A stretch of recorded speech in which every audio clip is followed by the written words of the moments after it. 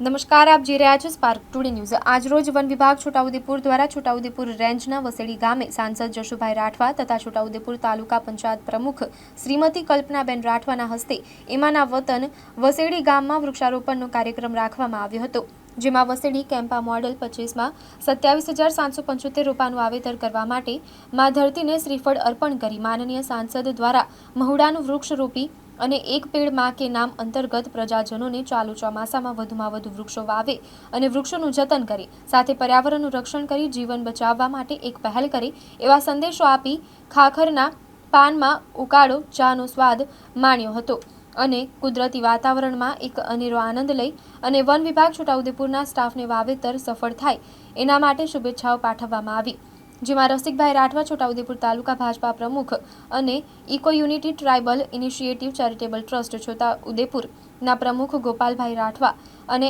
RFO Niranjanbhai Rathwa તેમજ staff ઉપસ્થિત રહી વૃક્ષારોપણ કરી મા ધરતીને લીલીછમ બનાવવા માટે સંકલ્પ લીધો હતો। આજરોજ છોટાઉદેપુર વન વિભાગમાં છોટાઉદેપુર રેન્જના વસેડી કેમ્પા પ્લોટ ખાતે માન્ય સાંસદ શ્રી જશુભાઈ રાઠવા સાહેબના હસ્તે વૃક્ષારોપણનું મુહૂર્ત કરવામાં આવ્યું, જેમાં તાલુકા પંચાયત પ્રમુખ શ્રી કલ્પનાબેન રાઠવા, રસિકભાઈ રાઠવા, ગોપાલભાઈ રાઠવા અને અન્ય મહાનુભાવો ઉપસ્થિત રહ્યા અને આજરોજ વસેડી કેમ્પા પ્લોટ ખાતે 27,000 જેટલા રોપા રોપવાના છે। એમાં આજરોજ માન્ય સાંસદ શ્રી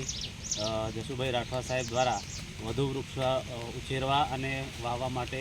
સૂચન કર્યું છે અને એને બચાવી અને પર્યાવરણ બચાવવાનો સંદેશો આપી રહ્યા છે। તો માન્ય જશુભાઈ રાઠવા સાહેબનો ખૂબ ખૂબ આભાર। સૌને નમસ્કાર। આજે વર્ષ 2025માં છોટાઉદેપુર વન વિભાગ દ્વારા છોટાઉદેપુર રેન્જમાં આવતા વસેડી ગામે વૃક્ષારોપણનો કાર્યક્રમ કરવામાં આવ્યો અને આ પ્રથમ વરસાદ છે। હું આશા રાખું છું કે અહીંયા જે આ વૃક્ષારોપણ કરવામાં આવ્યું એ બધા જ વૃક્ષો ઉગે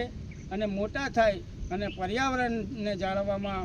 આપણે વૃક્ષને દેવતા સમાન ગણી અને એનું પણ રક્ષણ કરીએ, પૃથ્વીનું પણ જતન કરીએ, વૃક્ષનું પણ જતન કરીએ અને સૌને હું વિનંતી કરું છું કે આપ પણ પોતે પોતાના નામથી એક પેડ માં કે નામ ઉગાવો અને એનું જતન કરો। વંદે માતરમ, ભારત માતા કી જય।